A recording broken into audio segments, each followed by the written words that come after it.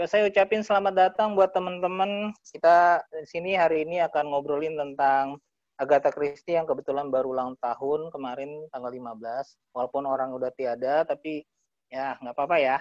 Karena kebetulan satu dunia kemarin se-internasional juga merayakan ada International Agatha Christie Festival tiap tahun. Nah, kebetulan temanya hari ini temanya 100 tahun karyanya Agatha Christie. Ucapin selamat datang semuanya. Ini kebetulan kita lagi nunggu semua pembicara. Kebetulan udah ada beberapa yang hadir. Udah mulai dari hostnya, Mbak Kanaya Sofia, terus ada Faira dari Sel-Sel Kelabu, sekaligus mewakili Gramedia juga. Terus ada Glenn dari Detektif ID, dan kita juga lagi nunggu satu lagi, Dion.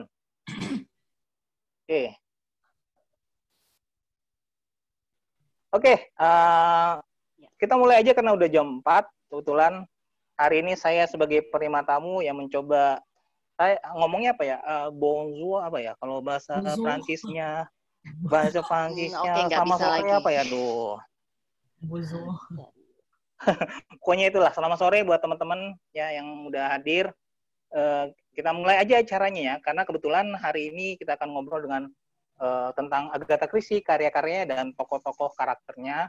Sekaligus kan juga mau menyambut, mudah-mudahan kita bisa menonton film Death on the Nile ya di bioskop kesayangan kita yang masih belum tahu kapan bukanya. Mudah-mudahan sih masih kita bisa nonton. Nah, kita dimulai ntar ada dari teman kita dari Mbak Kanaya Sofia yang akan memandu acara ini. Ya, kalau kalian udah mampir di YouTube-nya mungkin tahu lah, yang suka mereview novel-novel thriller, misteri, dan detektif, kriminal, dan segala macam berhubungan dengan buku. Dan nanti akan dipandu juga sama, juga akan narasumbernya juga kece-kece, nanti dikenalin oleh Mbak Aya Sofia. Oke, itu aja.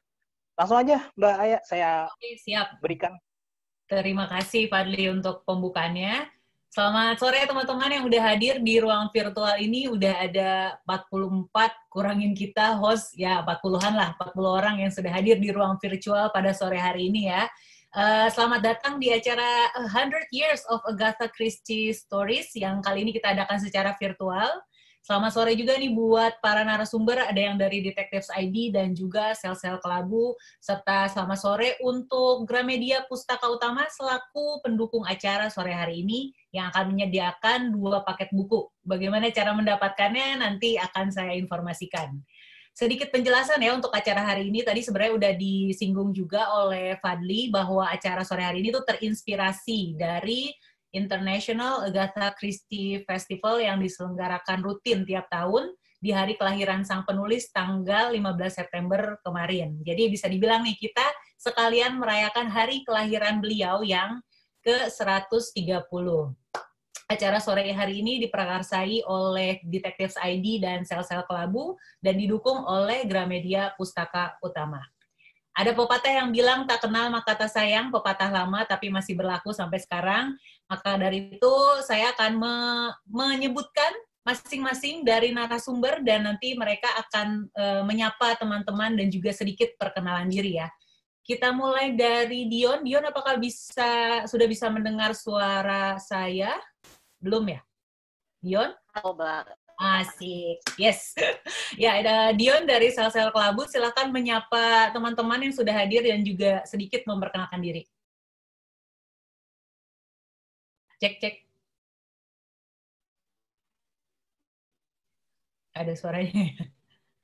Oke, Dion nggak ada? Ya, saya kenal dengan Kira di tahun 2012. Saya di Jogja. Wah, saya sekali suaranya putus-putus. Oke, baik. Kalau gitu, iya. Kalau gitu saya pindah ke ini dulu deh, ke Faira dulu. Faira juga dari Sel-Sel Kelabu. Silakan Faira untuk menyapa teman-teman dan mau sedikit memperkenalkan diri. Oke, selamat sore teman-teman semua. Saya Faira, salah seorang pendiri komunitas Sel-Sel Kelabu. Selain itu, saya juga penerjemah beberapa novel detektif di Gramedia Pustaka Utama dan pernah juga menerjemahkan komik detektif di Alex Media. Oke, terima kasih Faira. Dan selanjutnya ada dari Detektif ID, Glyn. Halo Glyn, silakan menyapa teman-teman dan sedikit memperkenalkan diri.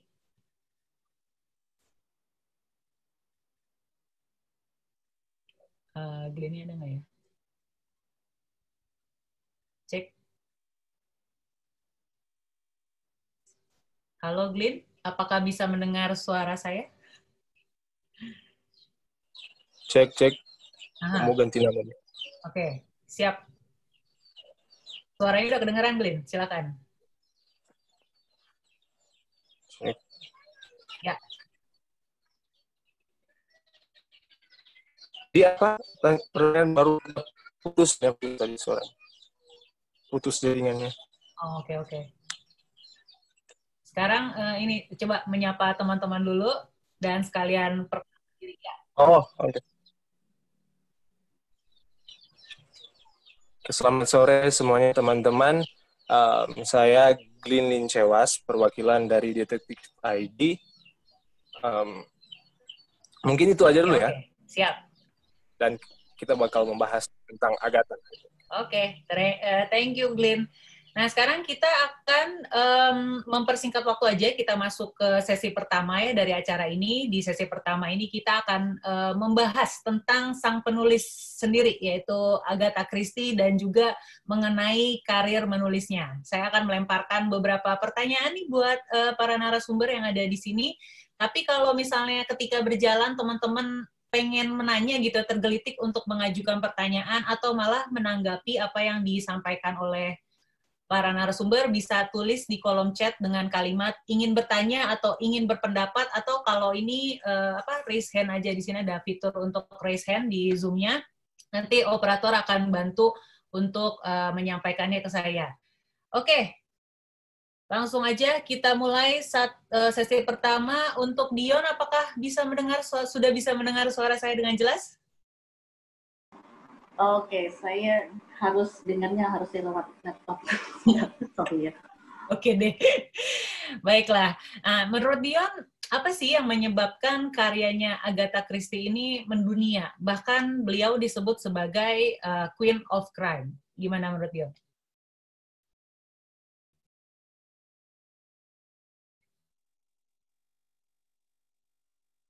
Wah, suaranya nggak kedengeran, taruh bentar. Dion?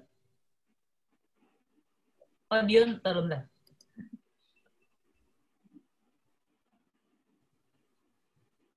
Dion, mic-nya belum dinyalain ya? Sebentar. Kedengeran? Ya, siap. Udah. Silakan. Jadi pertama media sel terbitan kan tahun 1920 waktu itu dari Select. Jadi kayaknya lumayan banget karena aku detektif laris manis. Itu karyanya punya twist dan ending yang cukup mengejutkan dan ditebak. Selain itu tuh baik itu ada zona familiar gitu. Nah, membawa kita ke Inggris yang damai dan tenang gitu. Sendirilah kalau ya sebenarnya.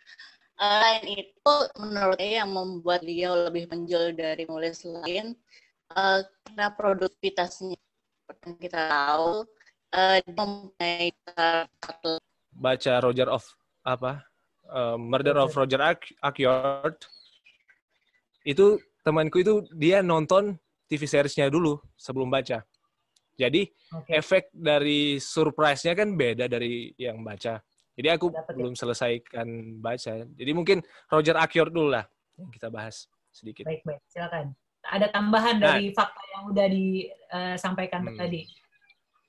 Nah, di Roger Ackroyd, Agatha itu kan novel ketiga kalau tidak salah dari Agatha. Agatha mulai memahami pola penulisan penulisan detektif zaman itu, dan dia mulai mencari-cari bagaimana konklusi yang kira-kira berbeda dari biasanya. Nah, dan di Roger Ackroyd ini, dia memainkan banyak sekali elemen, misalnya kayak penggunaan waktu, penggunaan alibi waktu, penggunaan teknologi juga. Di sini ada salah satu plot point yang sangat penting, yaitu penggunaan teknologi. Dan yang paling krusial dari Murder of Roger Ackroyd adalah, kalau menurut saya ini adalah penggunaan misdirection terbaik di seluruh novel yang pernah saya baca. Kenapa? Karena dari awal kita diarahkan untuk menuju ke satu arah. Dengan apiknya dibangunlah ini kepercayaan terhadap ini. Terus di endingnya dibelokkan. Wah. Inilah salah satu kayak di Agatha menulis ini kayak keluar dulu dari box, dari aturan yang telah ditetapkan oleh penulis-penulis lain atau yang biasa dilakukan. Dia keluar dari kebiasaan itu untuk menulis sesuatu yang spesial. Oke, berarti karena deviation itu ya, karena berbedanya itu ya, jadi ini ya. Oke, menarik. Kita sapa yang di kolom chat dulu nih, ada dari Pinus Pines. Ada yang mau bertanya, ini kan Agatha menghasilkan begitu banyak karya tentang misteri, pembunuhan, dan lain-lain. Apakah ada karya tertentu yang terinspirasi dari pengalamannya? Dan sebaliknya, apakah ada karyanya yang menginspirasi suatu kejadian tertentu? Oke, menarik. Ada yang mau menjawab? Laira ya? Ya udah coba deh. Kalau karya tertentu,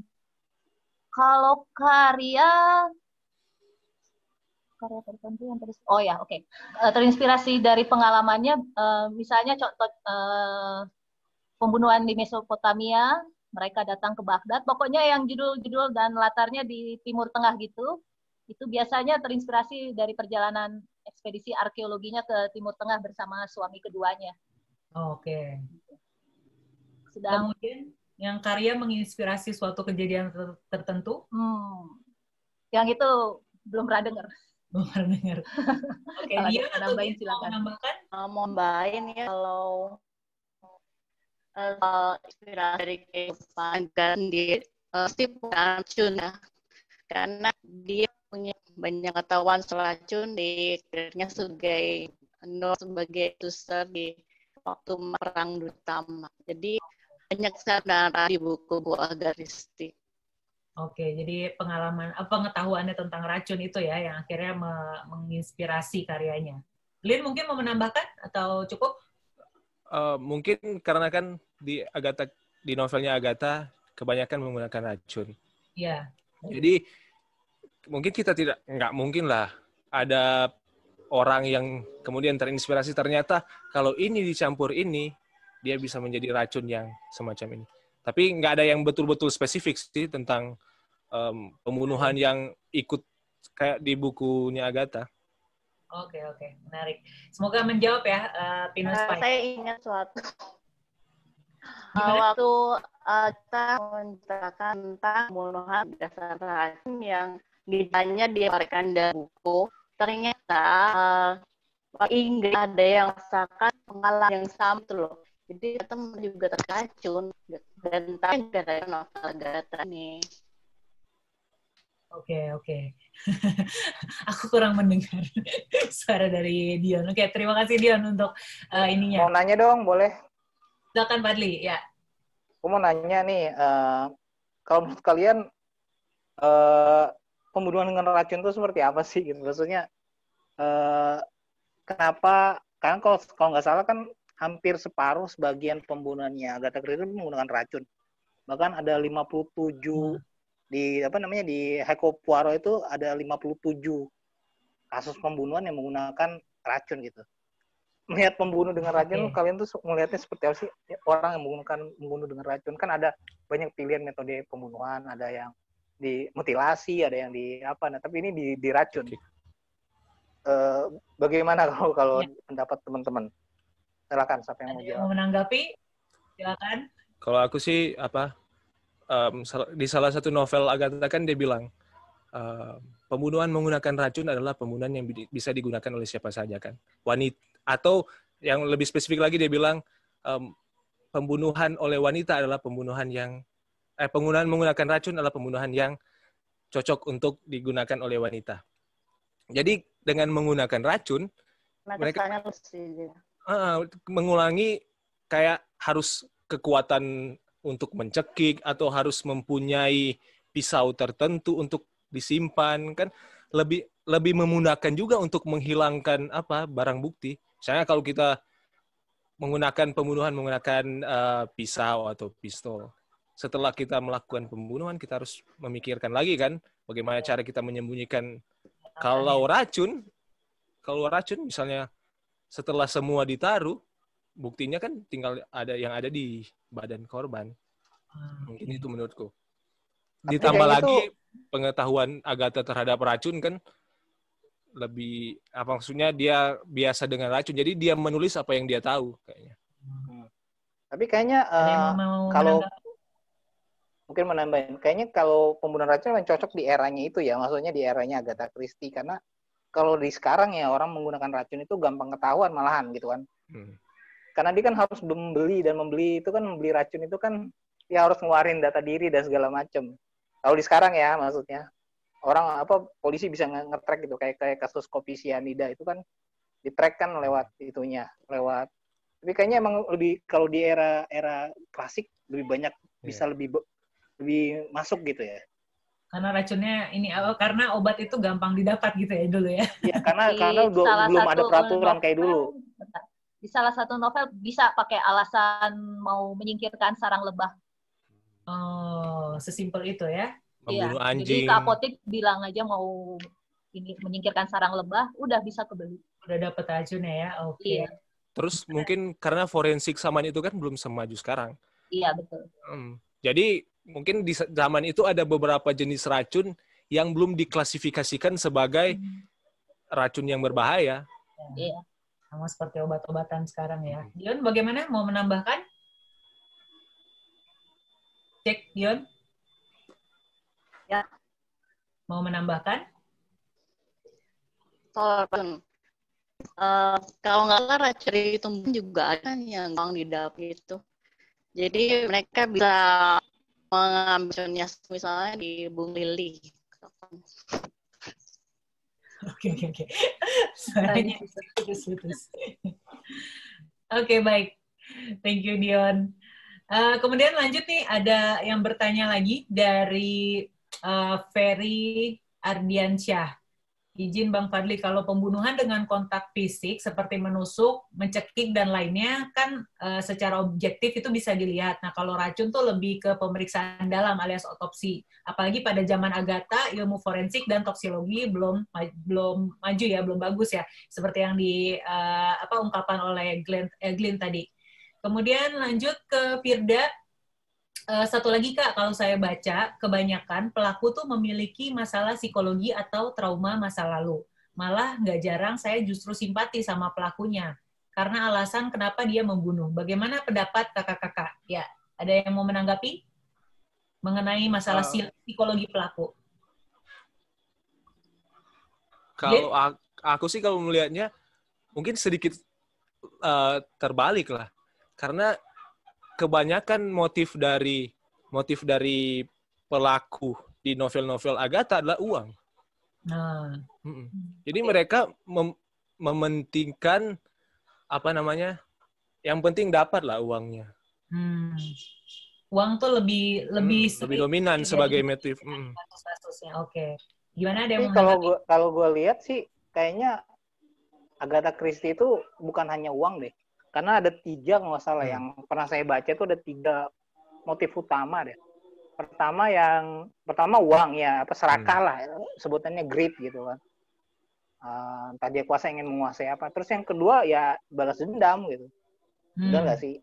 Terus yang terakhir baru masalah percintaan. Jadi masalah percintaan ya, misal selingkuh atau pelakor lah atau apalah gitu kan, akhirnya jadi punya membunuh.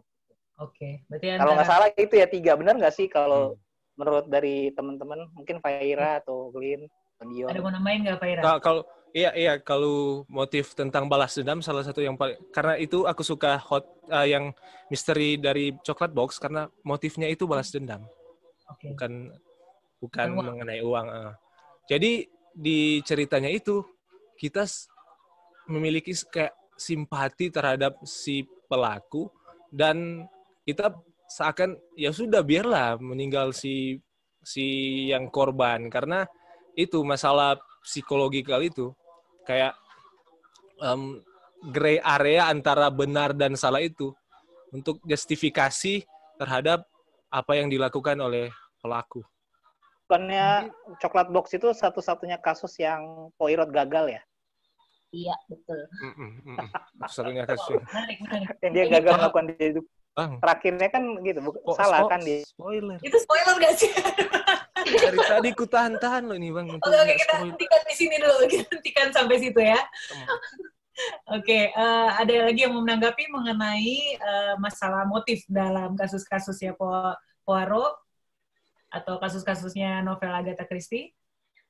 Udah ya? Menurut saya menarik ya, karena biasanya setiap tokoh dikasih motif mungkin gitu loh. Dan korbannya dia biasanya orang yang tidak dicintai pasti dibenci. Jadi motifnya antara harta dan cinta. Harta adalah dendam. Dan fokus sama detektif kan dia biasanya menyelidiki dari psikologi. Jadi menarik psikologi dan banyak juga menurut saya itu. Oke, ya menarik. Baiklah, terus ada nih yang bilang kalau novelnya Agatha Christie itu alurnya agak lambat gitu ya, atau lambat panas. Bahkan saya pribadi mengalaminya ketika membaca buku ini nih, Death on the Nile, kayak di halaman 150-an ke atas baru terasa gitu dinamikanya. Ada yang mau menanggapi nggak tentang alur yang lambat itu? Ya, saya pengen menanggapi. Boleh nggak ya? Boleh ya? Oke, jadi pengalaman pertama baca Agatha Christie itu memang di halaman awal-awal ya. Ini orang yang ngomong banyak banget gitu ya. Dari tokoh si A misalkan. Si A kemudian nyauti si B nyauti C kemudian ngomongin D, balik lagi ke A gitu. Jadi ya sama sih kayak yang Ayah alami gitu. Di halaman mungkin 20 ke atas gitu ya, baru kelihatan ini, oh ini kayak gini gitu. Gitu. Terus ini sih, cuman dari dialog-dialog yang disampaikan dari para tokoh-tokohnya itu, kita jadi keinget gitu loh, sama orang-orang yang pernah kita temui di dunia nyata. Jadi misalkan, si A ngomong tentang bahwa dia adalah perempuan yang lemah, misalkan, dibandingkan dengan teman-teman suaminya, misalkan, kayak di cerita Rumah Gema itu, Hello itu dia kerasa gitu, oh ya ada orang juga kayak gini di dunia nyata. Terus si B kemudian jadi ngingetin kita kayak siapa gitu. Tapi yang enak justru yang saya salut sama Agatha Christie, meskipun dia agak ruwet di awal ya, itu omongan tokoh-tokohnya tuh pokoknya kayak ngingetin orang-orang yang ada di sekitar kita gitu. Itu aja sih. Dengan kata lain lebih realistis lah ya. Ya. Oke, ada yang mau menanggapi lagi mengenai alurnya novel Agatha yang bisa dibilang lambat? Gimana nih menurut para fans beratnya? Faira mau? Ya sih. Ya. Faira silakan. Ya sih, awalnya memang nggak lambat, terutama kalau baca kasus-kasusnya Miss Marple. Karena praktis kan nggak ada action yang gimana, kebanyakan kan ngegosip. Benar. Ya. Oke. Dari Dion atau Glyn mau menambahkan? Bang Fadli kayaknya. Oh ya, Fadli? Sebenarnya gini, kalau biasanya kalau yang baca, nggak tahu ya, kalau saya dulu waktu awal mulai ketika baca itu sebelum baca Sherlock, saya baca Agatha Christie dulu. Jadi nggak begitu kaget dengan mungkin ini emang gayanya gitu, gayanya Agatha Christie. Tapi banyak orang yang biasanya beralih dari Sherlock atau berasal dari baca Conan atau baca komiknya terus kaget dengan Agatha kok begini ya, maksudnya agak lambat gitu. Sebenarnya sih karena kan orang pikir ini cerita detektif, jadi mikir di depan tuh udah harus ada action gitu ya. Padahal sih kalau Agatha Christie itu dia kayak ngebangun apa ya, kita dikasih tahu orang ini seperti apa, orang ini seperti apa karakternya. Nanti kita bisa ngikutin pas udah ada kejadian pelaku. Orang-orang seperti apa yang kira-kira bisa melakukannya di antara semua orang yang udah dijelasin di awal-awal gitu. Ya kan? Ini seperti apa, ini bisa apa namanya? Kita bisa menebak ke arah situ. Makanya kan contohnya metodenya Hercule Poirot kan dia lebih ke arah psikologi kan. Jadi dibangunnya tuh lewat situ. Jadi kita diajakin pembaca bukan dari triknya atau dari apa, walaupun nanti ada triknya juga. Cuma kita ngelihat ini karakter yang memungkinkan melakukan ini dari karakter-karakternya yang mana gitu. Walaupun nanti ada di twist gitu, ntar sama Agatha Christie. Itu sih kalau dari saya. Dengan kata lain lebih ya memang menekankan ke psikologi ini ya, setiap tokoh yang terlibat di dalam ceritanya gitu. Ada yang mau menanggapi lagi? Kalau aku ingin tambahin sedikit aja, kalau ya sama kayak di bab di sebelum revelation-nya di Mystery Affair of Stylus, kan di situ Poirot ke rumahnya kan. Terus datanglah Hastings. Di situ Poirot sementara membangun House of Cards. Nah, dia membandingkan dirinya dengan Sherlock dengan begini. Kalau Sherlock itu dia memainkan violin. Ya. Kalau Poirot dia membuat House of Cards. Jadi bisa kita bandingkan bagaimana kalau Sherlock itu mungkin pacing-nya cepat, tapi Poirot itu lebih ke detil-detil, dia membangun perlahan dengan metode yang dia punya sampai nantinya terbentuk. Oke, menarik. Walaupun kadang lama. Ada lagi yang mau menambahkan? Karena di kolom chat kayaknya udah mulai panas nih ya, udah mulai banyak yang bertanya dan mengajukan opininya. Tapi tanya aja. Kolom chat. Ya, kolom chat. Kita lanjut ke pertanyaan selanjutnya nih dari Rahmat Nurdiansyah. Mau tanya apakah ada judul atau novel dari Agatha yang dinilai kurang menarik atau bahkan gagal? Ayo, ada yang punya jawabannya? Ada novel yang dinilai kurang menarik atau bahkan gagal? Ini kalau dianggap gagal banget mungkin enggak ya, tapi Elephants Can Remember itu ditulis saat Agatha Christie sudah sangat lanjut usia, jadi kemampuan pikirnya mulai turun, jadi itu berpengaruh juga ke gaya tulisannya. Saya pernah baca gitu. Saya belum membaca versi Inggrisnya sih, tapi kurang lebih seperti itu. Kalau ada yang bilang kurang menarik, mungkin itu penyebabnya. Oke.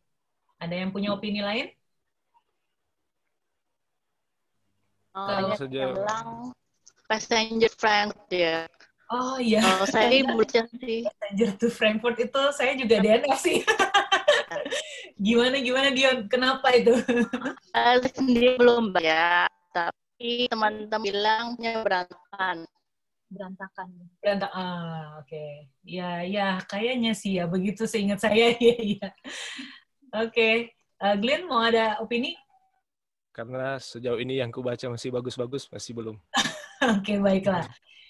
Terus kalau gitu kita lanjut ya ke pertanyaan selanjutnya dari audiens dari Safira. Kalau Safira mengungkapkan opini, menurut saya kalau karena alasan psikologis racun itu membunuh dengan perlahan, jadi kayak semacam balas dendam gitu. Oh, itu dalam sekali. Baiklah.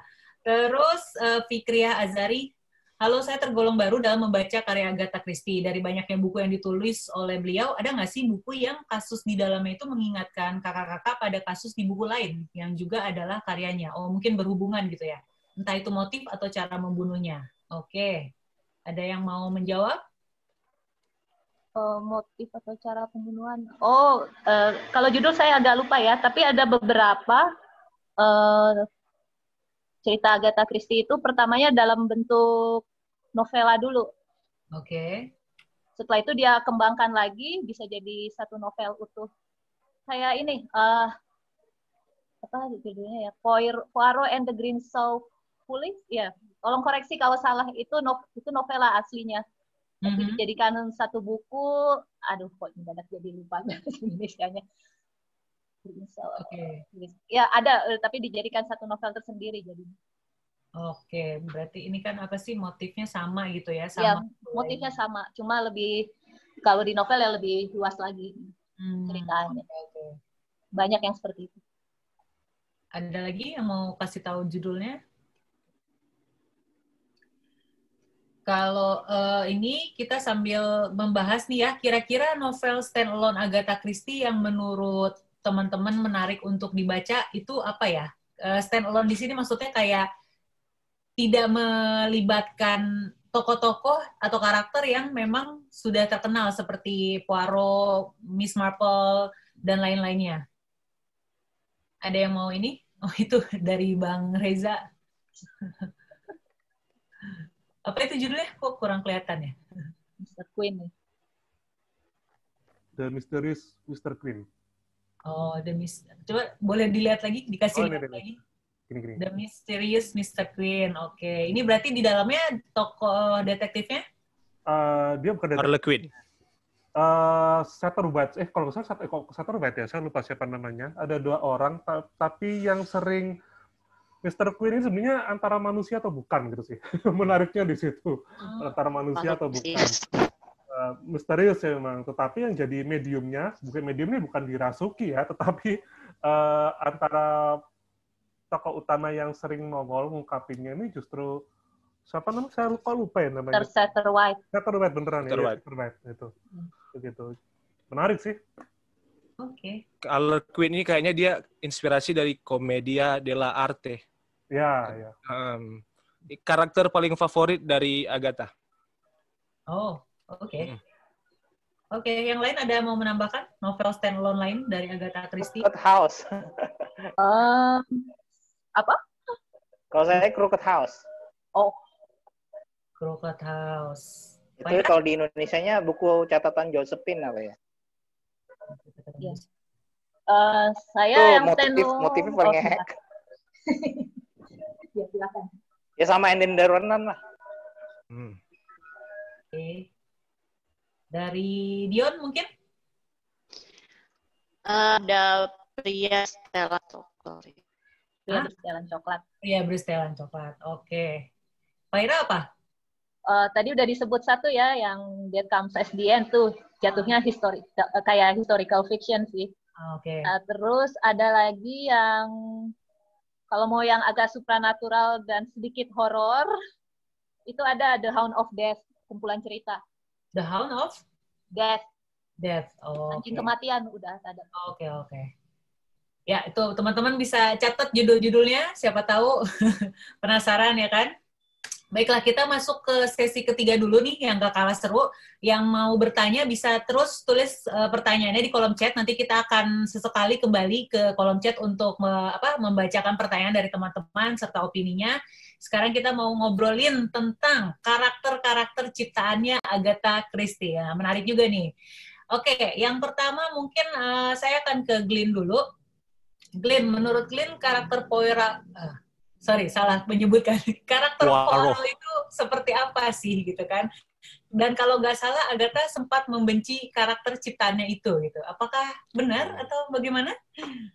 Benar, 100%. Poirot ini kan setelah Agatha selesai dengan plot dari Mysterious Affair at Styles, dia butuh karakter detektif di situ. Nah, dia waktu itu Agatha sebagai suster, dia sempat bertemu dengan kumpulan orang-orang Belgia, refugee dari Belgia. Di antara mereka, saat dia lihat ada beberapa orang yang menurut Agatha eksentrik dan menarik. Nah, jadi Poirot itu terinspirasi dari orang-orang tersebut. Tapi setelah berkembangnya karakter ini, ditulis dalam beberapa novel, jatuhnya Agatha itu menjadi benci sama Poirot. Karena menurut Agatha, itu dia terlalu egosentrik, terlalu bombastik, dan juga disebut sebagai egocentric little creep, atau apa ya bahasa Indonesia itu? Egocentric little creep. Oke. Egocentric little creep. Oke, menarik. Ada tambahan? Tapi ini semacam antitesisnya Sherlock Holmes. Seorang dalam hal penampilan, dalam hal metode. Okay. Jadi semacam itulah. Menarik ya, antitesisnya Sherlock. Oke. Kemudian lanjut untuk Faira ya. Bisa ini nggak sih ceritain sedikit tentang Miss Marple ya, dan apa yang membedakan ceritanya cerita-cerita Miss Marple dengan cerita Agatha Christie yang lainnya? Silakan. Miss Marple ini pertama kali muncul di dalam format novel ya, The Murder at the Vicarage atau Pembunuhan di Wisma Pendeta. Itu tahun 1930. Nah, kalau kata Agatha Christie, tokoh ini terinspirasi oleh nenek tirinya. Ya, saya dengar itu juga. Terus. Nah, sedikit biografinya, Miss Marple ini single, tinggal di desa terpencil Saint Mary Mead. Untuk hidup sehari-hari disokong oleh keponakannya yang ngakunya sih penulis terkenal, tapi Miss Marple nggak pernah baca buku-buku karyanya. Kocak ya, oke. Nah, kalau ditanya perbedaannya, kasus-kasus Miss Marple ini mungkin lebih jatuhnya ke cozy mystery ya, karena sebagian besar kan terjadi di desa ataupun, tapi bukan berarti sama sekali nggak pernah keluar desa, karena ada pembunuhan di Karibia, Hotel Bertram, Nemesis, itu dia Miss Marple keluar dari desa. Kalau ditanya perbedaannya dengan misalnya Poirot ya mungkin kita kayak ngedengerin nasihat dari nenek kita sendiri gitu. Iya, benar. Karena khasnya Miss Marple ini, dia udah pengalaman hidup dia selama ini tuh bikin dia pintar membandingkan orang-orang dalam kasus yang ditemuinya dengan orang yang punya sifat serupa di desanya. Jadi sering kejadian tuh, ini pasti jahat soalnya dia mirip dengan si A di desa saya yang nyuri uang kolektor gereja, misalnya kayak gitu. Gitu. Nah, terus tadi di awal saya udah singgung sedikit ya soal gosip. Di awal-awal Miss Marple itu tukang gosip banget. Gitu. Nah, tapi yang sampai sekarang saya masih ingat The Power of Gossip itu dari bukunya ini, Mayat dalam Perpustakaan. Ya, itu yang Miss Marple juga ya? Ya, misalnya intinya gini, kan ditemukan jenazah wanita tak dikenal dalam perpustakaan milik temannya, di rumah pribadi temannya. Itu jenazah itu tuh jelas-jelas berpakaian lengkap, tapi begitu gosipnya simpang siur sampai ujung sana, gosipnya udah berubah. Katanya jenazah itu nggak pakai baju. Oke, the power of gossip. Oke. Iya. Siap, ya, kayak gitu. Menarik. Itu perbedaannya. Thank you, Faira. Iya. Kemudian untuk Dion, kan ada karakter lainnya nih ya, seperti Tommy and Twopence dan Parker Pyne. Itu bisa nggak dijelaskan lebih lanjut tentang tokoh-tokoh tersebut dan kenapa nama-nama itu tidak seterkenal yang duo tadi itu tuh, Poirot sama Miss Marple? Silakan, Dion. Ya, Tommy and Twopence kan sama muncul di Mus dalam Semut. Mereka diperkenalkan sebagai dua anak muda. Jadi kelas umur berbeda dengan detektif Kane ya. Mereka 20-an, tingkat dengan baru yang pensiun. Mereka itu menyebut diri sebagai petualang muda dan akhiri pekerjaan oleh perintah Inggris dan mereka menerima misuk menjaga rahasia. Jadi mereka mencari dokumen rahasia, melakukan kerja mata-mata. Jadi ceritakan lebih aksi daripada dan yang lain ya. Terus mereka juga berbeda dengan karakter yang lain soalnya mereka bertambah tua pada buku. Jadi ulangan Mianto dimulai dari sejak umurnya 20-an dan musuh dalam limut. Terus lanjut ke Partner in Crime waktu bernikah. Setelah itu orang di sini mereka punya anak sudah dewasa. Dan akhirnya di 2 novel setelah itu yang telah mereka punya cucu. Jadi bisa bilang 2 orang ini yang umurnya dekat dengan dengan usia Takri sendiri. Jadi agak istimewa, dia nggaknya dengan untuk cerita kayak setelah itu pakai mereka ini sebutnya spesial kebahagiaan. Dan kerjanya jadi macam-macam, dari orang atau memutuskan kasih itu tergantung orderan. Dan kasusnya kadang ada yang besar dan biasanya mau muncul di beberapa cerita pendek. Jadi sebenarnya dua tokoh di 3 tokoh ini cukup menarik kalau bisa terkait, tapi sekali bukunya lebih sedikit daripada si Pro dan Miss Marvel. Parker Pine. Oke. Ya. Thank you penjelasannya Dion. Selanjutnya kita menengok dulu yang di kolom chat nih.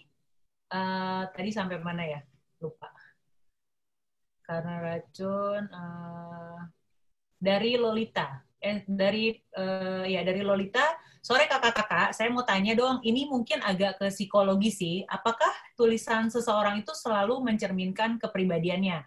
Kayak misalnya orang yang menulis tentang kriminal dan pembunuhan, apakah itu berarti kepribadian dia sadis dan cerdik? Wow. Soalnya kadang saya takjub aja gitu dengan ide-ide mereka tentang gimana kejadiannya, plot twist-nya yang bikin pembaca bertanya-tanya, dan cara mereka melakukannya. Oke, ini lebih ke penulis secara general berarti ya. Oke, ada yang mau menanggapi nggak? Ada yang udah pernah menulis? Belum.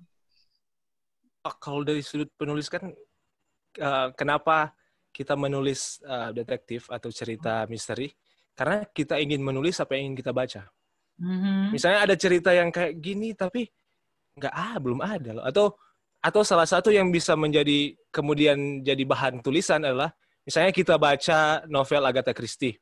Terus kita memikirkan suatu solusi kan. Oh, mungkin pembunuhannya dilakukan dengan cara begini. Tapi solusinya tidak seperti itu. Ya udah, jadikan aja tulisan. Karena kembali lagi kita menulis apa yang kita suka baca. Oke, menarik. Dari sudut pandang penulis seperti itu. Oke, lanjut ke Koko. Kalau Koko tadi ini kayaknya udah diungkapin tadi ya. Apakah benar tokoh Hercule Poirot merupakan ejekan untuk Sherlock Holmes, mulai dari perbedaan metode penyelidikan, kecintaan pada kerapian dan sebagainya. Tadi udah diinfokan juga ya sama Glenn, ya kan?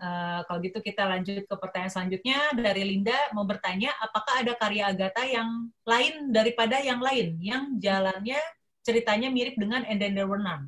Oke, ada yang mau menjawab? Ada yang harus lain? Agatha ya?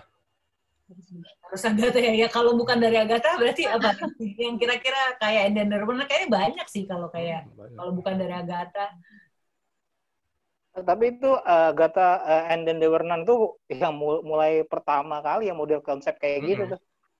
Ya, sebelum banyak yang mencontoh. Jadi kalau yang sekarang ada yang kok ini mirip kayak And Then There Were None ya, iya mungkin itu inspirasinya. Jadi sebelum nulis And Then There Were None tuh kayaknya belum ada penulis lain yang model konsep kayak gitu. Nah, yang mau pengen saya tanyain juga nih sama teman-teman sini. Kan kalau di Gramedia kan itu And Then There Were None ini kan disebut sebagai cerita detektif tanpa detektif. Kalau saya sebenarnya nggak setuju dengan tagline itu. Kalau teman-teman gimana? Oke. Cerita detektif tanpa detektif. Sayangnya saya belum baca, jadi dari teman-teman ada yang mau beropini. Ya? Faira mungkin Faira. Saya agak bingung juga. Atau mungkin cerita detektif yang semuanya sebenarnya detektif. Oh bisa juga itu bisa. Nah, ya. Soalnya kan kalau kita lihat, kalau saya sih nganggap ya And Then There Were None tuh misteri thriller gitu kan. Kalau detektif kan ibaratnya yang emang ada tokoh yang mencari buktinya gitu loh. Mencari siapa pelakunya atau apa. Nah, di situ kan emang nggak ada gitu kan. Karena mereka semua soalnya. Iya, karena intennya. Walaupun di situ ada tokoh polisi kan situ. Ada hakim. Ya, ada hakim, ada neni, ada seorang pemburu, ada macam-macam karakternya sih yang asik-asik. Guru privat juga. Iya. Jadi tadi kan pertanyaannya ada yang mirip nggak? Banyak ya sebenarnya ya, tapi mungkin bukan dari Agatha penulisnya ya. Oke, lalu lanjut ke pertanyaan selanjutnya dari Shirley. Izin bertanya, saya belum baca banyak buku Agatha, tapi sejauh ini pelakunya adalah orang-orang terdekat dengan motif balas dendam, harta, dan lain-lain tadi. Nah, ini apakah ada karya Agatha yang mana pelakunya itu di luar circle orang-orang terdekat korban dan tanpa motif seperti di atas? Pelaku merupakan psikopat misalnya. Ada nggak? Nggak ada ya? Nggak tahu. Ada. Big Four. Ada dua yang dia itu tadi Pak disebut. The Big Four. Big Four. Tirai juga. Tirai. Oh, itu kayaknya yang ini ya, terakhir. Ya, tapi mending kalau baca yang terakhir suka, aja. Kalau yang suka sama kayak model Sherlock Holmes yang kayak Sherlock Holmes versus Moriarty ya, lu baca ituan Big Four. Iya. Kayak ceritanya model-model lebih ke petualangan itu. Mirip Sign of Four gitu ya. Petualangan. Ya, iya mirip Sign of Four. Buat yang suka baca Conan sama Sherlock Holmes sih, terus baru mau nyobain baca Agatha, bisa ya coba itu ya. Apa tadi, The Big Four itu ya? Big Four itu dia musuhnya ada dia penjahatnya ada 4 orang, itu mereka organisasi dunia gitu. Oke, ya menarik, misterinya itu nomor 4-nya itu yang unik gitu. Jadi ya enggak sekarang gue nggak spoiler. jangan.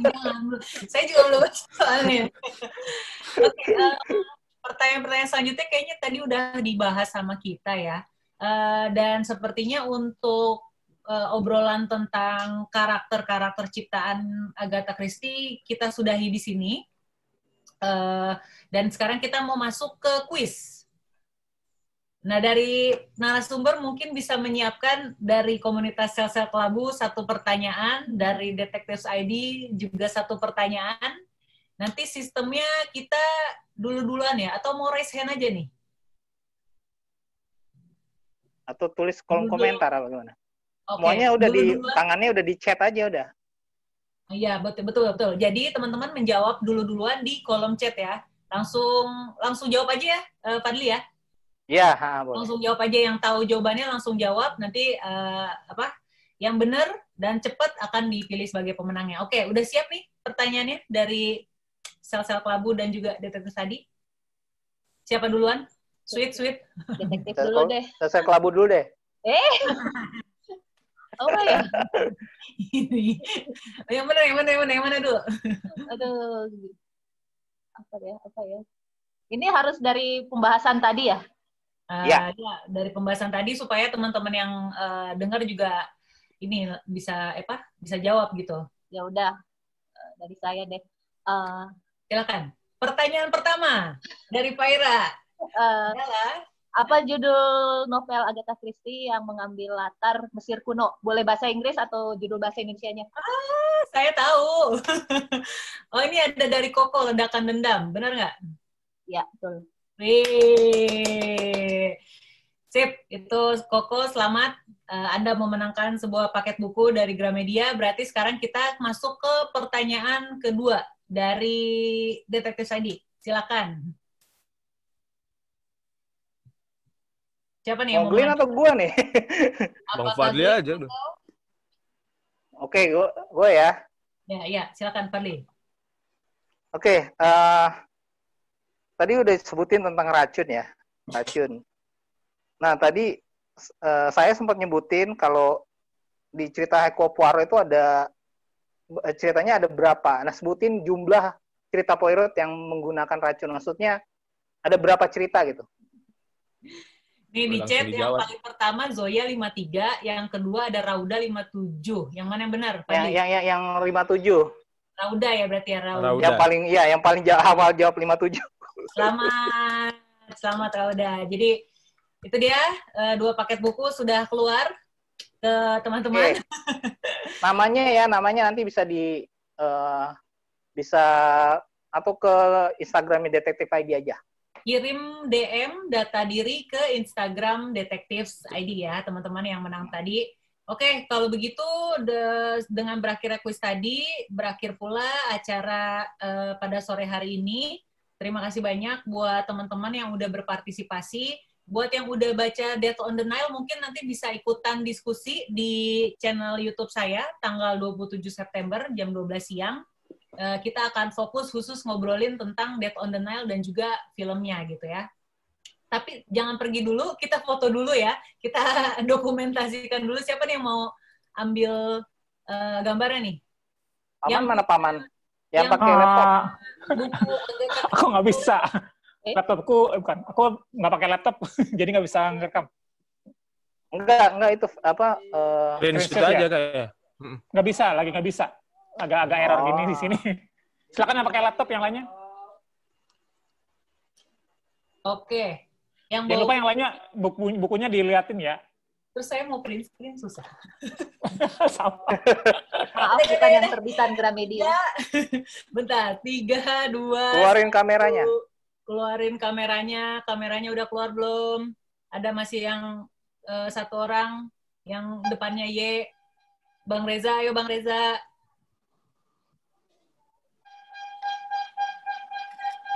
Ada roti. Lapar.